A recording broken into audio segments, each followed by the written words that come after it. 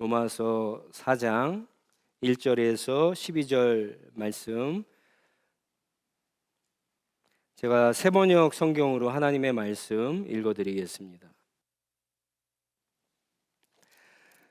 그러면 육신상으로 우리의 조상인 아브라함이 무엇을 얻었다고 우리가 말할 수 있겠습니까?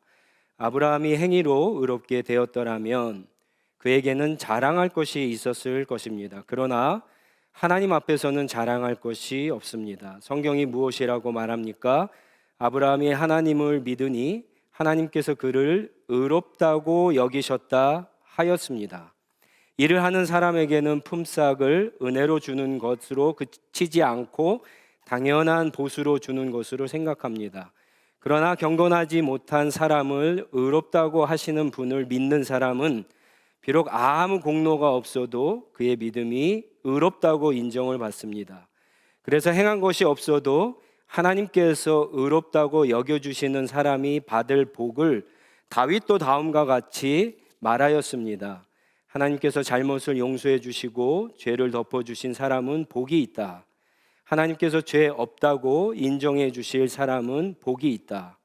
그러면 이러한 복은 할례를 받은 사람에게만 내리는 것입니까? 그렇지 않으면 할례를 받지 않은 사람에게도 내리는 것입니까? 우리는 앞에서 말하기를 하나님께서 아브라함의 믿음을 의로 여기셨다 하였습니다. 그러면 어떻게 아브라함이 그러한 인정을 받았습니까? 그가 할례를 받은 후에 그렇게 되었습니까? 그렇지 않으면 할례를 받기 전에 그렇게 되었습니까? 그것은 할례를 받은 후에 된 일이 아니라 할례를 받기 전에 된 일입니다. 아브라함이 할례라는 표를 받았는데 그것은 그가 할례를 받지 않은 상태에서 이미 얻은 믿음의 의를 확증하는 것이었습니다. 그래서 그는 할례를 받지 않고도 믿는 모든 사람의 조상이 되었으니 이것은 할례를 받지 않은 사람들도 의롭다는 인정을 받게 하려는 것이었습니다. 또 그는 할례를 받은 사람의 조상이 되기도 하였습니다. 다시 말하면 할례만을 받은 것이 아니라 또한 우리 조상 아브라함이 할례를 받지 않은 상태에서 걸어간 믿음의 발자취를 따라가는 사람들의 조상이 되었습니다. 아멘. 로마서의 말씀을 나누고 있는데 계속해서 여러분 이해하기 어려우시죠? 그래서 저도 준비하면서 정말 최선을 다하면서 준비하고 있습니다. 여러분들도 말씀을 들으면서 그냥 한번 듣지 마시고 정말 중요한 말씀입니다.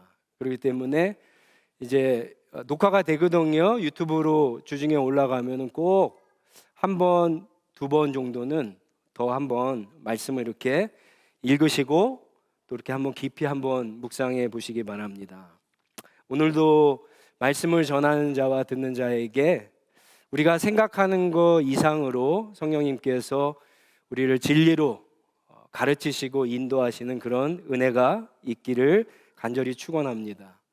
우리 로마서 3장 10절에 보면은 바울은 구약 성경을 인용해서 의인은 하나도 없다 이런 선언을 하였습니다. 이방인은 물론이고 유대인들 모든 사람들이 다 죄인이라고 하는 거죠. 모든 사람들이 하나님의 진노와 심판 아래에 있는 운명입니다. 근데 더 심각한 것은 그들이 그 하나님의 진노와 심판을 벗어날 수 있는 어떤 능력도 어떤 방법도 전혀 없다라고 하는 겁니다. 너무나 절망적이죠. 그런데 3장 21절에 하나님께서 한 방법을 주십니다. 새로운 방법입니다.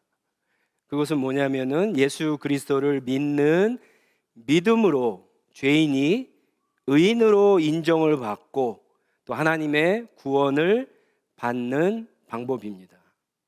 이 방법 외에는 다른 방법이 없습니다. 죄인이 하나님 앞에 의인이 되지 않고 또 하나님과 화해하지 않고는 구원을 받을 수가 없습니다. 그래서 죄인이 어떻게 의인이 되냐, 그 믿음의 방법을 바울이 소개하고 있습니다. 여러분, 믿음에도 성경을 읽어보면 여러 가지 믿음의 종류가 있습니다.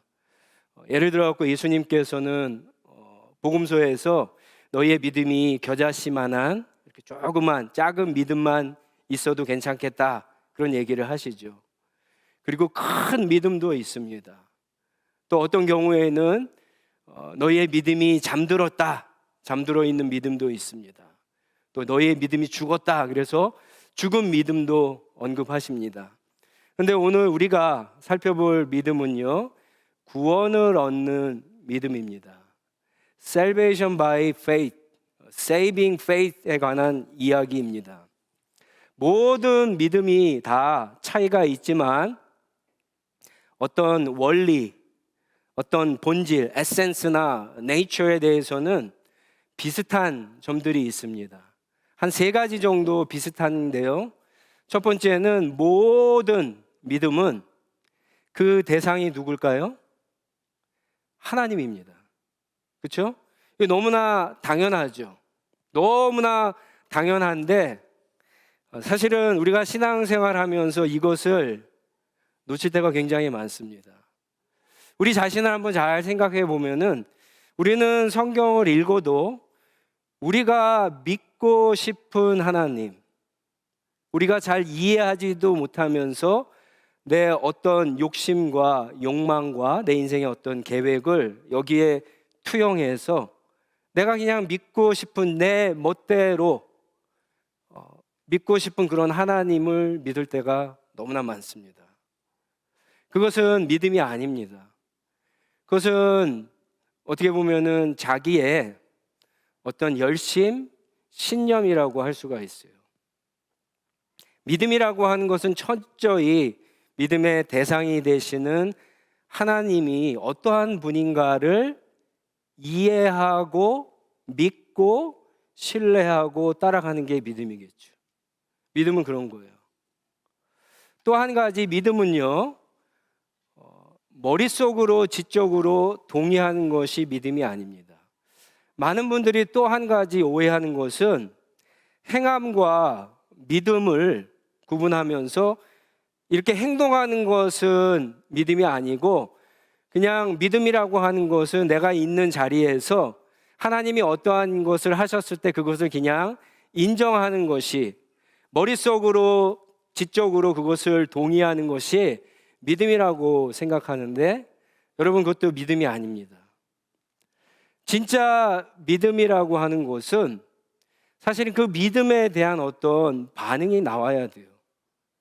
여러분들 정말 멋있는 어떤 광경을 보거나 어떤 정말 아름다운 사람이나 어떤 것들을 볼 때 어떤 엄청난 그런 일들이나 능력을 여러분 경험하면은 나도 모르게 탄성이 나오고 나도 모르게 거기에 대해서 리액션이 나오게 되어 있습니다. 그런데 온 세상보다도 크시고 위대하시고 아름다우시고 탁월하시고 완전하신 하나님을 우리가 알게 되었는데 거기에 대해서 어떤 반응이 나오지 않는다고요? 그거를 보면서 우리 삶에 어떤 변화가 나타나지 않는다고요? 그건 믿음이 아니에요. 믿음은 절대 그렇게 될 수가 없어요. 우리가 잘 알고 있는 야고보가 야고보서에서 너는 믿음이 있느냐, 나는 행함이 있다, 네 믿음을 보여라 했을 때 보여줄 수 있는 믿음이라고 하는 것은 바로 그런 것들을 이야기하는 거예요. 그리고 마지막 한 가지는 믿음이라고 하는 것은요, 믿음의 처음부터 마지막 끝까지 그 믿음의 주도권이 내가 아니라 하나님께 있다는 사실이에요. 제가 볼 때 오늘 설교에서 여러분들이 이것만 좀 깊이 생각하시고 이해하셔도 하나님을 믿는 거에 대한, 신앙생활에 대한 많은 것들이 여러분들 좀 달라질 수 있을 것이라고 생각이 됩니다. 여러분, 믿음은 하나님이 이끌어 가시는 거예요. 믿음은 하나님이 이끌어 가세요. 왜 이것이 중요하냐면요, 우리가 하나님의 은혜를 받아갖고 하나님을 깨닫고 하나님이 주신 믿음을 갖고 믿음 생활을 시작해도 쫓아가다 보면은 어느새 그 믿음 생활의 행동이나 열심이 나한테 맞춰져 있어요. 내가 열심히 해서 주일날 나온다고 생각해요. 내가 어떤 열심을 내서 헌금을 하고 11조 생활하고 어떤 봉사를 하고 섬기고 여러 가지 사역들을 한다라고 생각해요. 그래서 나는 열심히 하는데 왜 당신은 못합니까?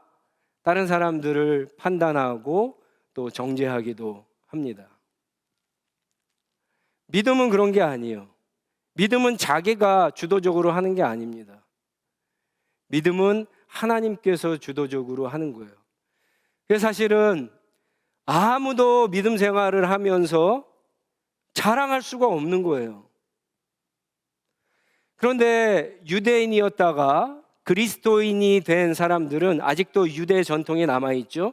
뭐 몇백 년 동안 대대로 이어내려온 그런 전통, 율법을 지켜야지만 하나님 앞에 인정을 받고 의롭게 될 수 있다라고 하는 이 전통이 믿음이라고 하는 새로운 방법을 이야기함에도 불구하고 오해를 하고 있다는 거예요. 예, 바울은요, 유대인들이 가장 존경하는 두 명의 인물을 아브라함과 다윗이죠. 그 인물을 예로 들어갖고 오늘 말씀에서 설명을 합니다. 1절과 2절에 보면은요, 먼저 아브라함이 자랑하지 않는다라고 했죠. 하나님 앞에서 자랑할 것이 없다라고 이야기합니다. 아브라함이 했던 모든 것들이 행위라 그러면 자랑했을 텐데 행위가 아니라 믿음이었다라고 하는 거예요. 여러분, 아브라함 하면 뭐가 가장 먼저 떠오르세요? 아브라함의 사건, 아브라함의 일대기 중에 이야기 중에서 뭐가 가장 먼저 생각이 나시죠? 이삭을 드린 사건이죠. 그렇죠? 이삭. 그렇습니다. 우리가 이삭을 드린 사건을 보면서 저도 못할 것 같아요. 만약에 하나님이 어느 날 네 자녀를 바치라, 자녀가 셋인데도 바치라 그러면은 못 바칠 것 같아요. 여러분들 바칠 수 있겠어요? 아마 못 바칠 거예요. 그런데 아브라함은 바쳤거든요. 오늘 하나님께서 이삭을 바치라 그랬더니 그 다음날 즉시 아침에 일어나서 이삭을 데리고 모리아 산으로 가서 드립니다. 물론 해피엔딩으로 끝났어요. 이삭은 살았어요. 그러나 그런 아브라함의 모습을 보면서 유대인들도 그렇고요, 많은 크리스찬들도 좌절해요. 아, 이 정도 믿음이 있어야 되지 않나? 야, 아브라함은 진짜 믿음의 조상이라고 하는 그런 별명을 얻을만 하구나. 아, 이 정도면은 진짜 괜찮은 믿음이 아닌가, 이렇게 생각을 합니다. 자격이 충분하다라고 생각을 하죠. 근데 바울은요, 그런 얘기를 꺼내지도 않습니다. 바울은요, 창세기 22장에 이삭의 사건이 나오잖아요. 창세기 22장은 이야기하지도 않아요. 그럼 무엇을 이야기하냐? 창세기 15장과 17장에 있는 얘기를 합니다. 여러분들 기본적으로 창세기 아브라함의 스토리를 읽을 때 창세기 12장, 15장, 17장, 22장은 꼭 아셔야 돼요. 굉장히 중요합니다. 15장과 17장을 얘기해요. 15장에는 뭐가 나오냐? 아브라함이 하나님 앞에 의인이라고 인정받는 사건이 나오고요, 17장에는 아브라함이 할례를 받는 사건이 나옵니다. 15장 6절 말씀이 굉장히 중요합니다. 15장 6절 말씀을 제가 새번역 성경을 한번 읽어보겠습니다. 아브라함이 주님을 믿으니 주님께서는 아브라함의 그런 믿음을 의로 여기셨다. 자, 아브라함이 하나님 앞에 의인으로 인정을 받는 사건이에요. 쉽게 얘기하면은 구원을 받는 장면이에요. 아브라함이 하나님을 언제 만났죠? 하나님을 언제 만났어요? 12장에 만났죠. 그리고 아브라함에게 하나님께서 복을 약속하셨죠. 그런데 12장에서는 아브라함이 하나님을 믿지 않아요. 하나님의 약속을 믿지 않아요. 왜 그럴까요? 11장 마지막에 보면 아브라함이 사실은 우상을 만드는 집안 사람이거든요. 갈대아 우르라고 하는 지역에서 우상을 만드는 그런 집안에서 태어납니다. 그러니까 아브라함을 그냥 두면은 우상을 만드는 그런 삶을 살다가 죽을 인생이었어요. 근데 어느 날 하나님이 나타나서 아브라함을 부르십니다. 그때 아브라함은요, 이상한 신이 나를 불렀구나 그랬는데, 이 신이 부를 뿐만 아니라 너로 하여금 큰 민족을 이루겠다, 너를 복의 근원으로 만들어 주겠다라고 하는 약속을 해요. 여러분, 그거 믿을 수 있습니까? 아브라함의 입장에서는 그걸 믿을 수 없는 거예요. 내가 신의 음성을 듣고 그게 두려워서 나오기는 했지만 이 신이 누군지도 이름도 모르죠. 이 신이 어떤 성품인지도 모르죠. 이 신이 어떤 능력을 가지고도 있는지도 몰라요. 그러니까 지금 얘기하는 이야기들을 믿을 수가 없는 거예요. 믿지 않습니다. 그런데 첫 번째로 그렇게 복에 대한 약속을 한 후에 아브라함은요, 몇 가지 사건을 겪게 돼요. 쉽게 얘기하면은 하나님이 어떠한 분인가에 대한 경험을 하게 됩니다. 첫 번째 경험은 아브라함이 하나님의 말씀을 듣고 이제 나왔는데 자기가 사는 지역에 기근이 생깁니다. 먹을 게 없어요.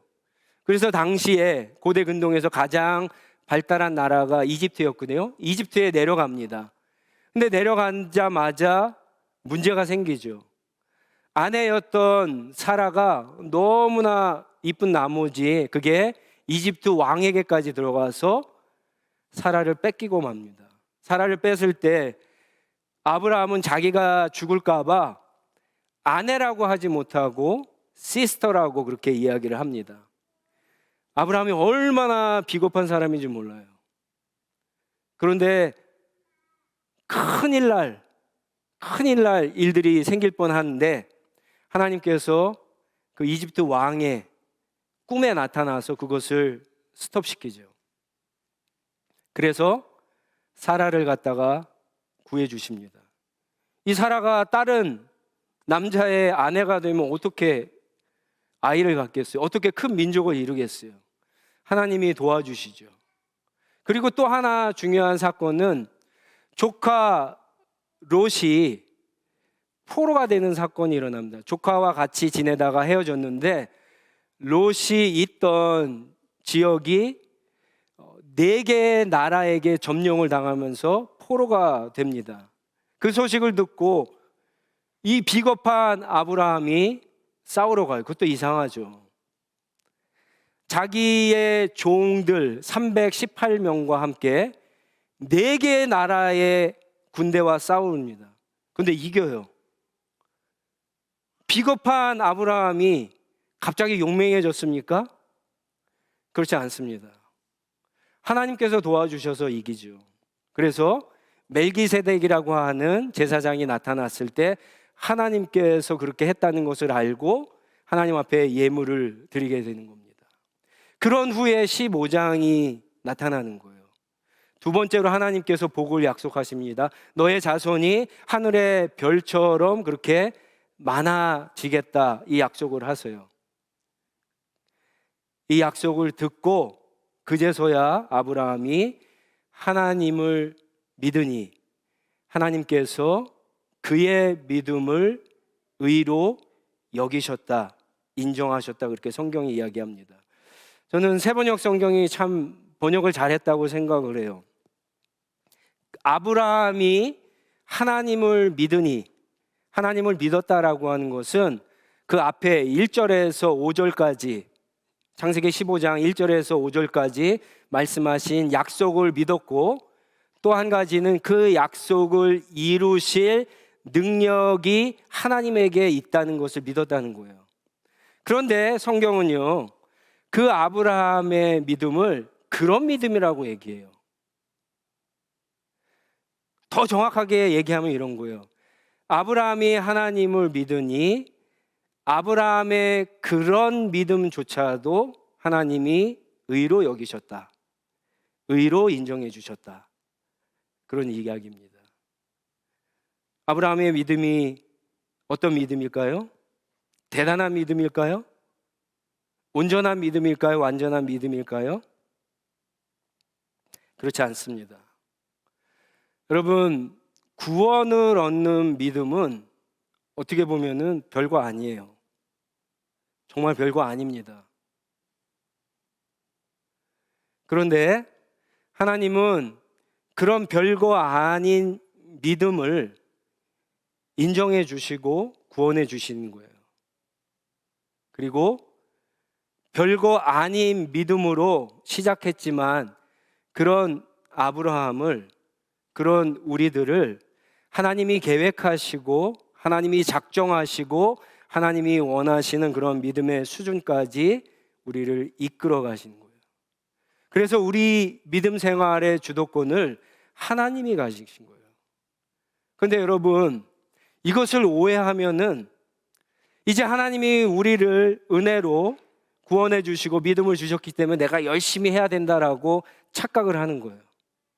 그랬을 때 생겨나는 일이, 이 믿음도 우리의 행위가 되고 우리의 노력이 되고 우리의 자랑이 되고 우리의 열심이 되고, 그래서 남들과 비교해서 내가 좀 더 믿었기 때문에, 내가 좀 더 나았기 때문에, 내가 좀 더 열심히 했기 때문에 하나님 왜 나를 복주지 않습니까? 왜 나를 인정해 주시지 않습니까? 이렇게 하나님 앞에 얘기하는 거예요. 여러분, 성경을 읽으면서 아브라함이 하나님 앞에 자기의 믿음을 자랑했다는 이야기 들어보셨어요? 여러분, 성경을 읽으면서 그 어떤 사람이 자기의 믿음을 하나님 앞에 인정을 하고 하나님이 그것을 인정해 주시고 예수님께서 그것을 인정해 주셨다는 사람 본 적이 있습니까? 없어요. 진짜 믿음을 가진 사람, 진짜 믿음 생활 잘하는 사람은요, 자기의 믿음을 갖다가 자랑할 수 없는 거예요. 그것은 처음부터 끝까지 하나님이 주도권을 가지고 우리를 인도하시기 때문에 그래요. 믿음을 가지고 대단한 것을 하지 않아도 돼요. 아브라함이 얼마나 비겁한 사람이었는데요. 창세기 15장에 보면은 이 사건 후에 하나님과 아브라함이 계약을 맺는 장면이 나옵니다. 짐승의 제물을 쪼갭니다. 둘로 쪼개고. 그리고 하나님께서 그 사이로 지나갔어요. 원래는 계약을 맺는 당사자가 같이 걸어가야 돼요. 그래서 둘 중에 한 사람이 그 계약을 어겼을 때에는 제물이 쪼개진 것처럼 그렇게 죽겠다라고 하는 뜻이에요. 근데 하나님은요, 아브라함을 잠들게 하시고 혼자 지나가세요. 그게 바로 이런 의미예요. 우리의 믿음, 하나님께서 우리에게 주신 그 약속, 계약을 내가 친히 그렇게 하시겠다라고 하는 거예요.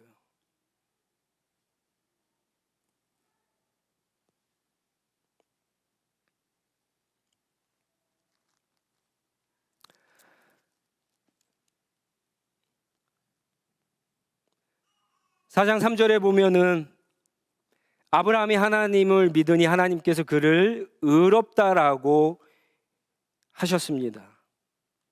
창세기 15장 6절 말씀을 인용해서 그렇게 이야기하죠.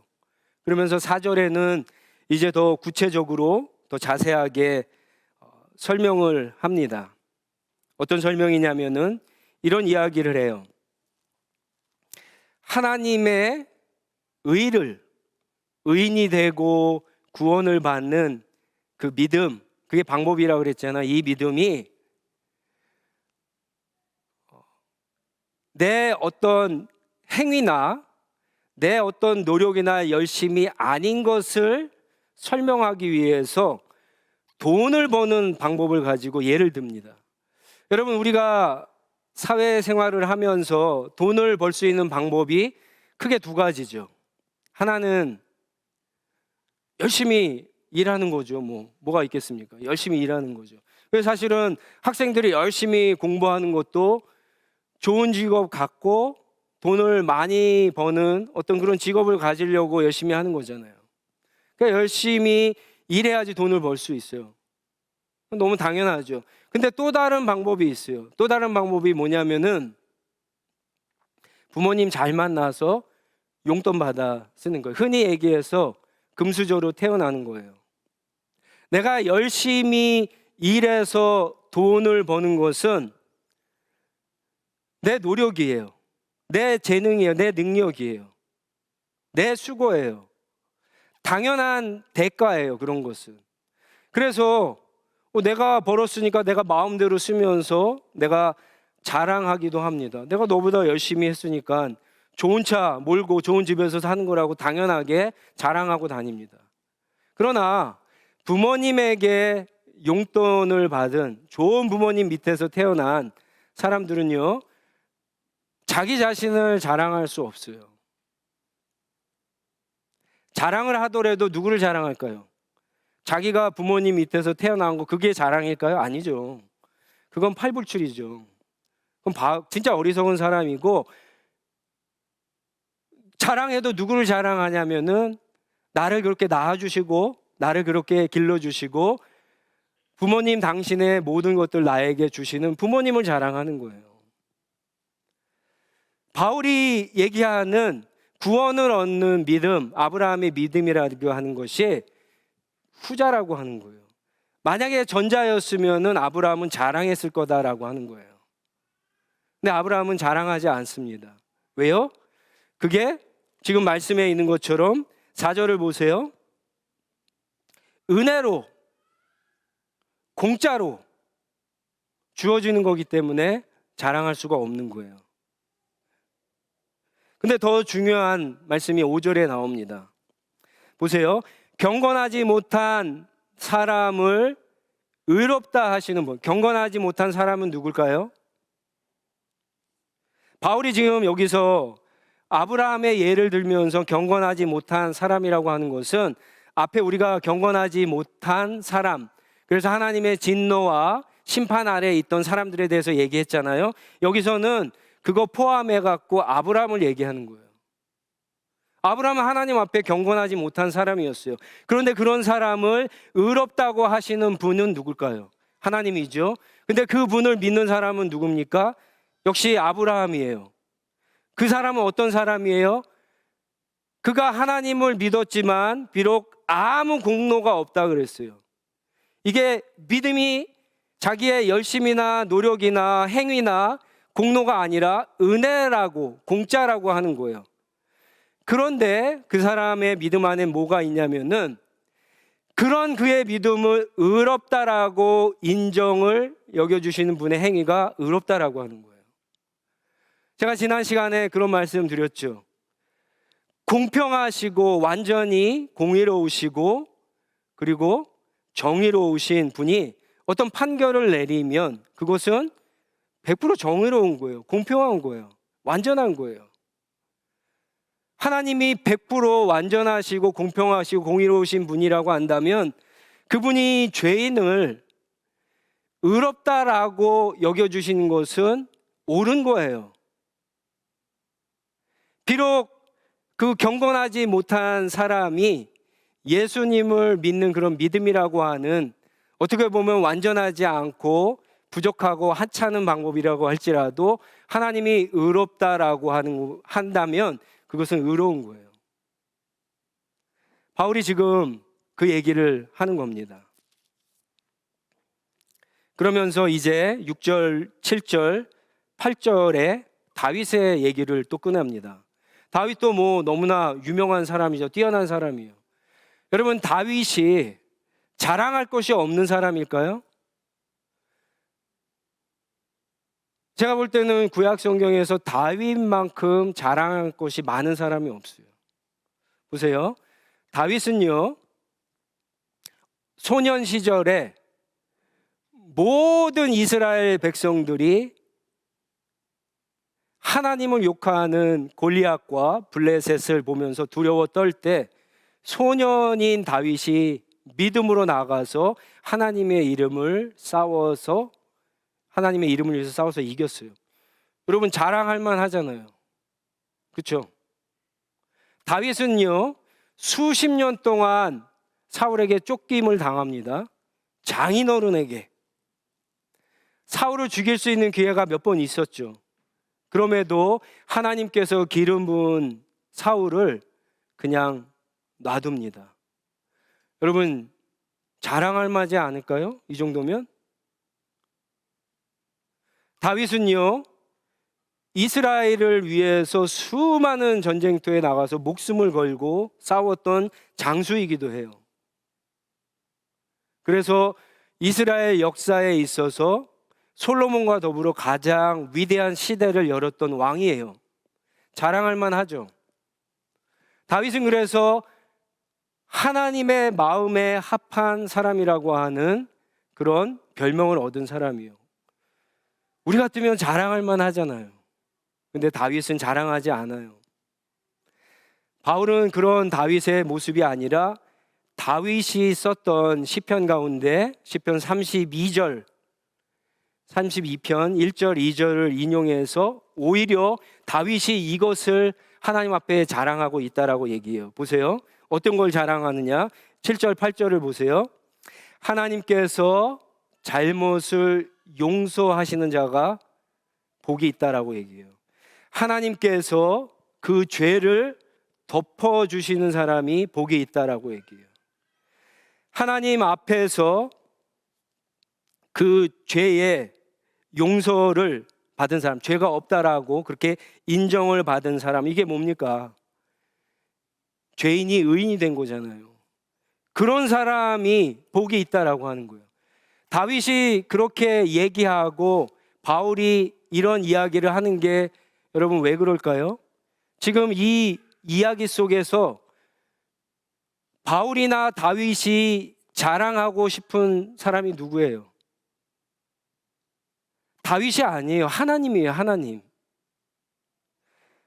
다윗은요, 또 어두운 면이 있어요. 우리가 잘 아는 것처럼. 다윗은 자기 자신을 드러내기 위해서 이스라엘의 백성들 군대의 숫자를 셌던 사람이에요. 그래서 큰 혼이 나기도 합니다. 그리고 너무나 잘 아는 것처럼 다윗은요, 간음을 해서 자기 부하의 와이프와 간음을 해갖고, 그렇죠? 죄를 짓고요. 그리고 그것이 들통이 날까봐 음모를 세워갖고 자기 부하를 전쟁터에서 죽게 만든 살인자였어요. 근데 다윗은 자기가 자랑할 것을 자랑하지 않고 자기의 신앙 안에서, 믿음 안에서 그러한 죄가 있음에도 불구하고 그 죄를 용서해 주시고 덮어주시고 오히려 의인이라고 인정해 주시는 하나님을 자랑하고 있는 거예요. 여러분, 우리의 믿음 생활이 그래서 하나님이 주도권을 가지고 있는 거예요. 어떻게 보면 구원을 얻는 믿음이라고 하는 것은 별거 아니에요.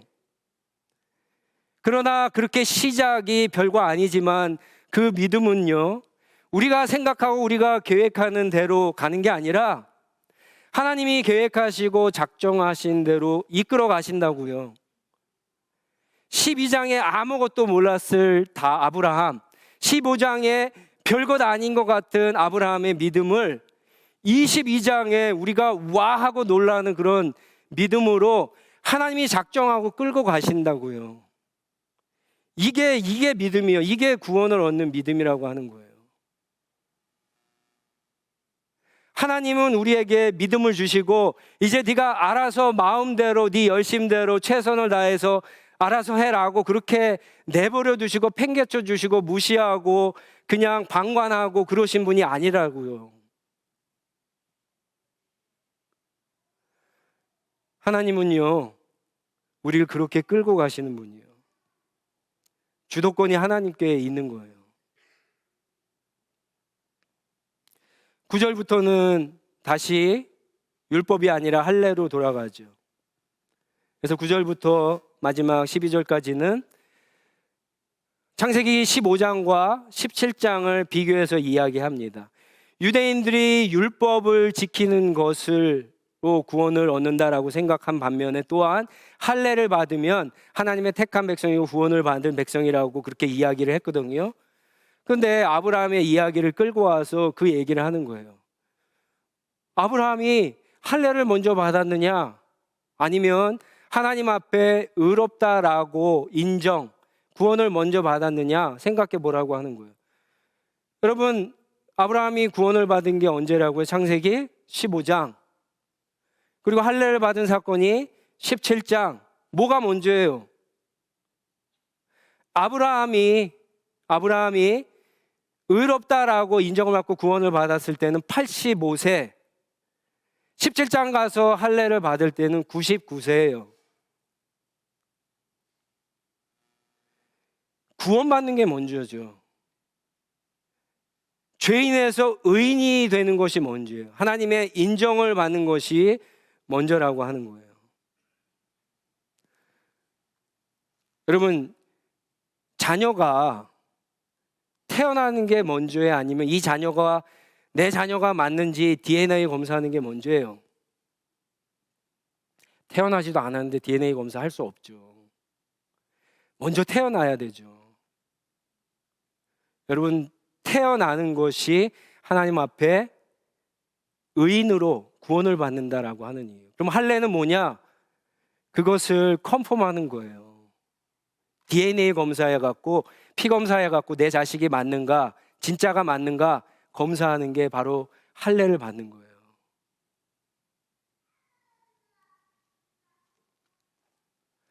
바울이 그래서 마지막에 얘기하는 것이 유대인들이 구원을 얻는 믿음이 따로고 이방인이 구원을 얻는 믿음이 따로가 아니다라고 하는 거예요. 둘 다 똑같다는 거예요. 하나님의 진노와 심판 아래에 있는 모든 사람, 유대인들과 이방인들이 죄를 지어서 죽을 수밖에 없는데 그들을 구원하는 방법도 똑같다라고 하는 거예요.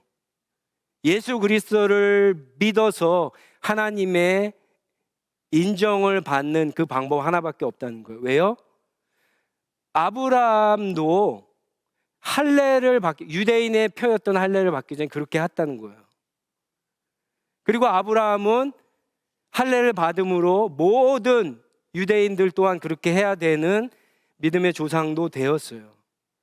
아브라함이 양쪽의 면을 다 있다라고 하는 것을 이야기합니다. 정리하면 구원을 얻는 믿음이라고 하는 것은 여러분 머릿속으로 지적으로 동의하는 게 아니에요. 내가 하나님을 믿는 그 믿음 그 자체가 어떤 의를 만들어내는 것도 아니에요. 그거는 여러분 별거 아니에요. 성경은 하나님이 그런 믿음조차 의롭다라고 인정을 해주신 게 너무 중요한 겁니다. 하나님은 예수 그리스도를 통한 구원의 방법을 열어주셨을 뿐만 아니라 그것을 믿는 사람들을 여러분 별거 아닌 믿음이라고 할지라도 그렇게 인정해 주시고 결국 거기서부터 시작해서 끌고 가시는 것이 하나님의 의도고 하나님의 여러분 열심이고 하나님이 우리 한 사람 한 사람을 여러분 바라시는 그런 계획이에요. 그래서 여러분 율법이랑 믿음이라고 하는 것은 완전 다른 거예요. 만약에 믿음이 우리의 열심이나 우리의 최선이나 우리의 노력으로 된다라고 한다면 우리 가운데 누가 하나님이 작정하신 거기까지 갈 수 있는 사람이 도대체 누가 있냐고요. 아무도 없어요. 그러면 또 우리는 믿음으로 구원을 받아서 율법으로 생활하는 것이 된다는 거예요. 하나님이 원하시는 방법이 그게 아니다라고 하는 거예요. 여러분 우리가 믿음이라고 하는 것을 그렇게 표현하잖아요. 믿음이라고 하는 것은 나 혼자만 하는 게 아니라 하나님과 내가 서로 관계를 가지면서 그렇죠? 계속해서 함께 가는 게 믿음 생활이잖아요. 거기에서 도대체 주도권이 누가 있느냐가 진짜 믿음 생활을 하는 비결이 거기 있다는 거예요. 거기서 내가 주도권이 되면은 여러분 그건 100% 행위가 되고 행동이 되고 자기 자랑이 되고 자기 의가 됩니다. 근데 거기에서 하나님이 되신다고 한다면 내가 그 하나님을 더 알아야 되겠죠. 그 하나님이 어떠한 능력과 어떠한 성품을 가진 분이시고 어떠한 계획을 가지시고 나를 이끌어 주신 분인가 알아야죠.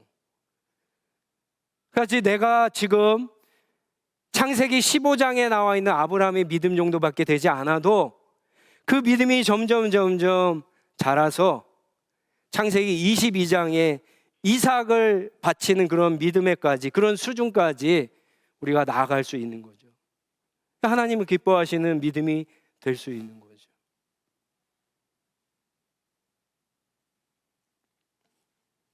여러분, 아기가 태어났습니다. 이 아기를, 우리 자녀들 태어나면 그러잖아. 이 아기들이 정말 잘 자라갖고 훌륭한 인품을 가지고 많은 사람들에게 정말 유익을 끼치는 그런 자녀가 되길 바래요. 뭐 우리 아이들 그렇게 생각하잖아요. 처음에는 착각하죠. 막 천재인 줄 알고 어렸을 때 막 착각해요. 조금 지나면 이제 그런 환상들이 깨지지만, 근데 여러분, 그런 아이가 태어나갖고 그런 좋은 성품을 갖고 좋은 실력을 갖고 사회에 정말 덕이 되고 유익이 되고 많은 사람들에게 정말 존경을 받는 훌륭한 사람이 되기 위해서 여러분, 주도권을 그럼 누가 가져야 될까요? 아이가 가질까요? 태어난 아이가 내가 훌륭한 성품을 가져서 내가 어떤 실력을 쌓아갖고 나중에 이 사회에 많은 사람들의 존경을 받고 많은 사람들에게 유익을 끼치는 사람이 돼야지 그러고 젖을 열심히 먹습니까? 아이가 그래갖고 어렸을 때부터 막 기어다니고 뛰려고 그러고 운동을 하고 체력을 기르려고 그렇게 하나요? 말이 안 되죠, 그건. 우리의 신앙생활이 그렇게 간다고요.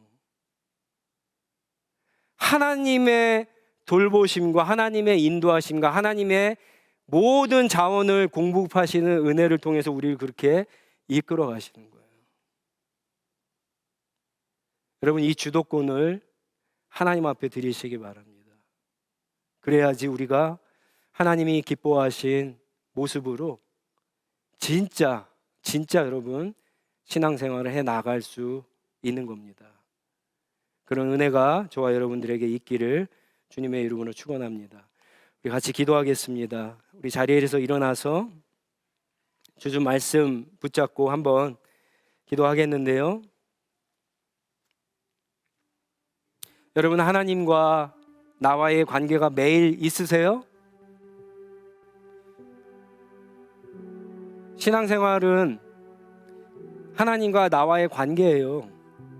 그 관계가 매일 있어야 돼요. 일주일에 한 번으로는 부족해요. 그렇게 한 번 하는 것으로 어떻게 하나님을 알고 하나님 앞에 주도권을 드리고 하나님 온전히 신뢰하고 갈 수가 있겠어요? 여러분, 하나님과 매일매일 관계를 맺으셔야 돼요.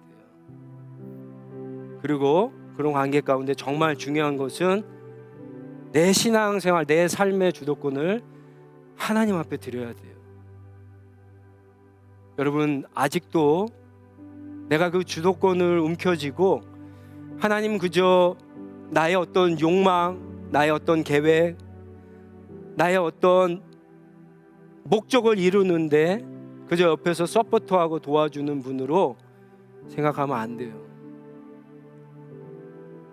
그것은 굉장히 불경스러운 일입니다. 하나님이 그 정도의 하나님이 되기 위해서 우리를 구원해 주시고 우리와 함께 하시는 것이 아니에요. 혹시 그런 분들이 있다면 회개하시고 주도권을 하나님 앞에 내어드리시기 바랍니다. 하나님, 이제 모든 것들을 하나님 앞에 올려드립니다. 하나님이 나를 향하신 그런 선한 계획대로 주님 나를 이끌어 주시고 나를 주장하시고 그 목적지까지, 그 수준까지 하나님 나를 인도해 달라고 하나님의 은혜를 구하면서 한번 같이 기도하도록 하겠습니다. 기도하겠습니다.